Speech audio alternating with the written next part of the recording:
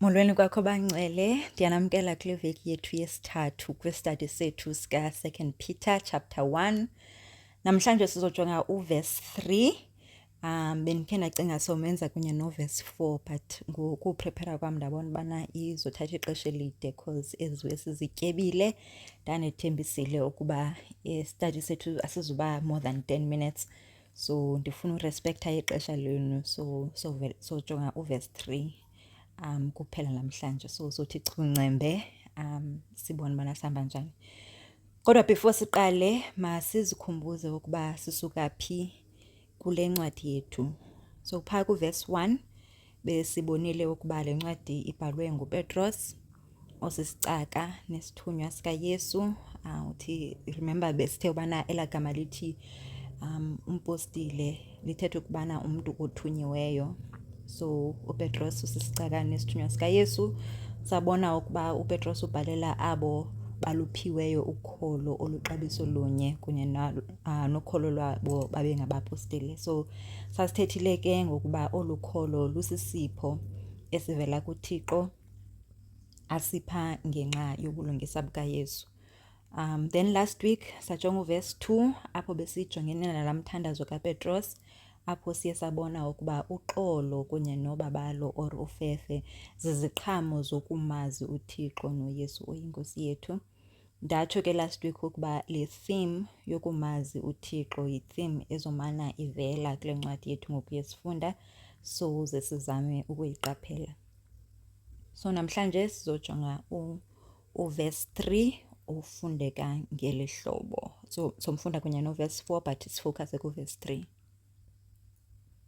Ethi, nibona nje ukuba amandla akhe obuthixo asiphile zonke izinto ezisingise ebomini nasekuhloneleni uThixo. Ngako ukumazi lowo wasibizayo ngozuko nesidima. Esithengezo zinto saphiwa amadinga amakhulukazi anqabileyo ukuze ngawo nibe ngamadlelane ngemvelo yobuthixo. Nisinde ekonakaleni okukhoyo ehlabathini ngenkanuko. So namhlanje sizojonga uverse 3, but masiqale sithandaze. Heavenly Father, Baba wethu oyingcwele, siyakubulela bawo ngelizwi lakho usiphe lona. Siyabulela bawo ngokuba wakhetha abantu abafana noPetros abathembekileyo ubana baqhutywe ngumoya oyingcwele basibhalele ilizwi lakho. Bawo xa sifunda namhlanje, xa soqala esi study, sicela bawo ube nathi, uvule ingqondo zethu, uvule inhliziyo zethu ukuze sikwazi uwamkela amazwi osiphethele wona namhlanje. Usincede ke bawo nokuba sikwazi ukuwaphila, sibone indlela ezi-practical esinophila ngayo bawo ukuze sikwazi ukuzukisa. So Heavenly Father, siyakumema ukuba ube nathi ngomoya wakho oyingcwele, usincede kwesi study sanamhlanje. Igama likaYesu Kristu Nkosi yethu. Amen. Masingenene emxholweni ke. Njengoba sesitshilo sofocus apha kuverse 3 namhlanje. Into esiqala siyiqaphele pha kuverse 3 into yokubana siphiwe. Sakhumbula 2 weeks ago kuverse 1 besithethe ngokuphiwa ukholo oluxabiso lunye nolo lwabapostile. Ngoku siphinda siyabona ukuba siphiwe zonke izinto ezisingise ebomini nasekuhloneleni uThixo. Now elagama litranslatewe as ukuhlonela uThixo. Kwafuneka ndilijonge kwi-original kuba bendingaqinisekanga ubana lithetha ukuthini. So kwi-original lithetha ngokuphila ngendlela ezinikele kwizinto zikaThixo. So singathi kukuphila uzimisele ekuphileni ngendlela emzukisayo uThixo.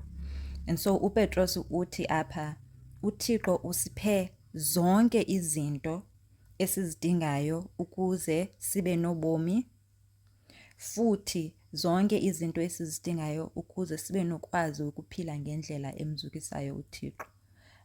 Lamazwi ke andazi ngawe but mina ayandikhumbuza Indumiso 23 apho uDavide athi uYehova ngumalusi wami andisweli nto. So nathi sikuYesu asisweli into edingekayo ukuze siphile ubomi uThixo asibizele ukuba sibuphile. Siphiwe zonke izinto esizidingayo ukuze sikwazi uphila ubomi uThixo obumzukisayo.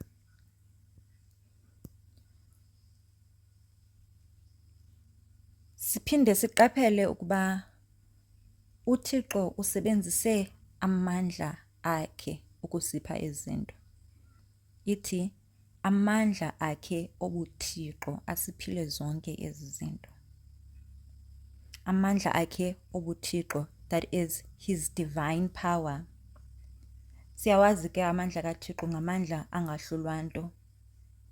Into leyo ethi kuthi izinto esizidingayo ukuze siphile ubomi obungcwele ziza kuthi ngamandla kaThixo angena kwahlulwa nto.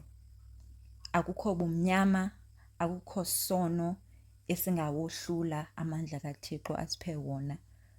Asiphe ngawo zonke izinto esizidingayo for ukuphila ubomi obungcwele.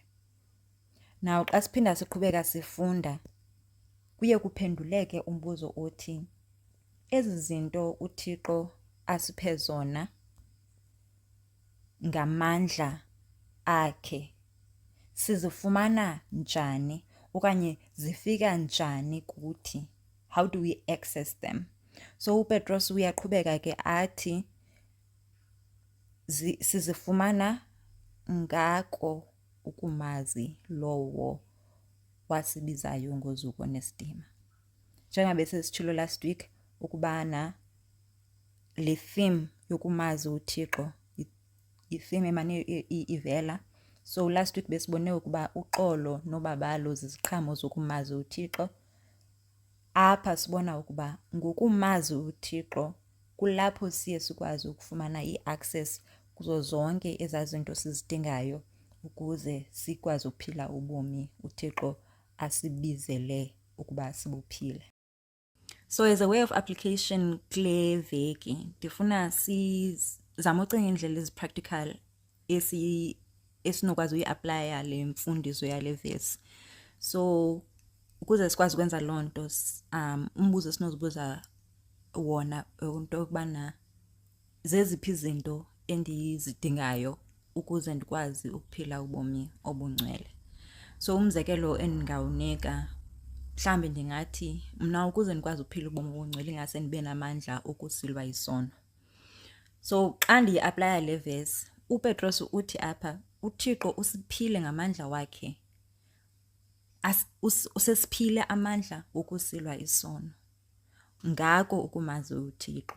So practically ingenzeka njani lento? Masithi mhlambi i-example esinoyinika mhlambi isono endifuna ukulwa naso sisono sokunika ubungqina obubuxoki. Mhlambi ndi-tempted ubana ndixoke kuba ndisoyika ubana abantu bazocinga ntoni ngam mhlambi. So xa ndimazi uThixo okokuqala ndiyamazi ukuba uthe ze ndinganiki ubuxoki ubungqina obubuxoki. So ndiyayazi imithetho yakhe, meaning imithetho yakhe inika amandla okusilwa ezi sono because imithetho yakhe iyakwazi ukundikhokhela ithi mandihambe kweyiphi indlela ndingahambi kweyiphi. So ngaloo ndlela ukumazi uThixo kuyandikhokhela ubana ndiphile njani. Futhi ukumazi uThixo xa ndijongene nokoyika izinto abantu abazozicinga ngam. Xa ndimazi uThixo ndiyayazi uba uthe kuMatthew chapter 10 verse 28 ningaboyiki abo babulala umzimba kodwa bengenako ukubulala umphefumlo. Yoyikani lowo unako ukutshabalisa umphefumlo kwanomzimba esokweni somlilo.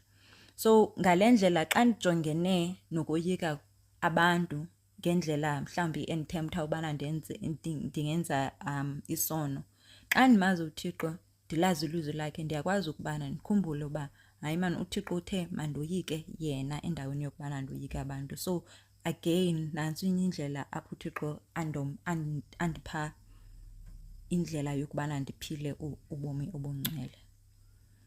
Then kwakule example yethu masithi mhlambi nyani ke ndiye ndakwazi ukuba ndomelele ndikhethe ukuhamba ngendlela kaThixo, ndikhethe ukumoyika uThixo, ndikhethe ukuphila ngendlela emzukisayo. So ndiphethe ndithetha inyani endaweni yobuxoki, then kwenzeke le nto bendiyoyika uba izokwenzeka. Abantu bandijikele, abantu bangandifuni. But nalapho ukumazi uThixo nalapho kuyandomeleza ukuba ndiyazi mos uba uthe yena unam maxa onke.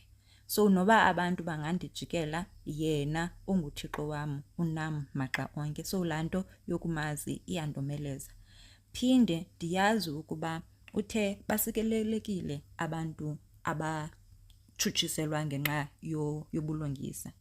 Uthe kwabo batshutshiswa ngenxa yobulungisa mabavuye bagcobe kunene kuba mkhulu umvuzo wabo emazulwini. So ungayifunda loo nto kuMatthew chapter 5 verse 10 to 12.